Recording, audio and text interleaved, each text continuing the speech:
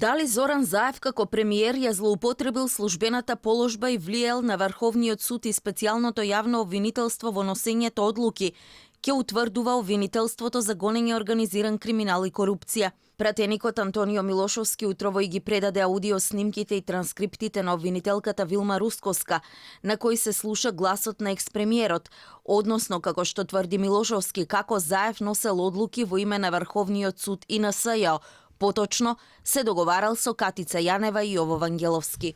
Она што го поседував како материјал, транскрипти, аудио снимка поврзана со поранешниот премиер Заев, каде што експлицитно се слуша неговиот глас и разговара за влијание во обвинителството и судството, го предадов на обвинителката Рускоска.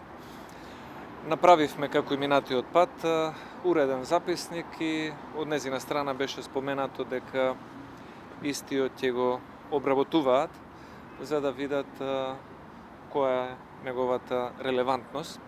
Снимките Милошовски кажа дека ги добил од анонимен свиркач, тврди дека се што имал предал во обвинителството.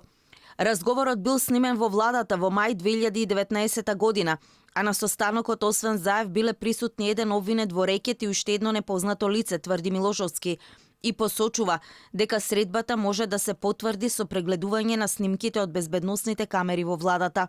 Вчера во емисијата Што не е јасно, пратеникот на опозицијата посочи дека првата снимка што ја објави во собранието ја добил на диктафон, а втората која ја објави од партиското седиште му била доставена со мобилен телефон на кој немало никакви други податоци.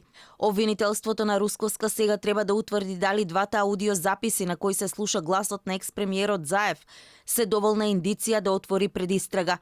На првата снимка, според толкувањето на Милошовски, Заев зборува дека знаел како се финансира еден ТВ, провладината телевизија, како што ја нарече самиот Заев, а зад која стои Боки 13, обвинет за рекет и нелегално финансирање на невладината Меѓународен сојуз. Во втората снимка, според пратеникот, Заев договара обвинителско-судски одлуки.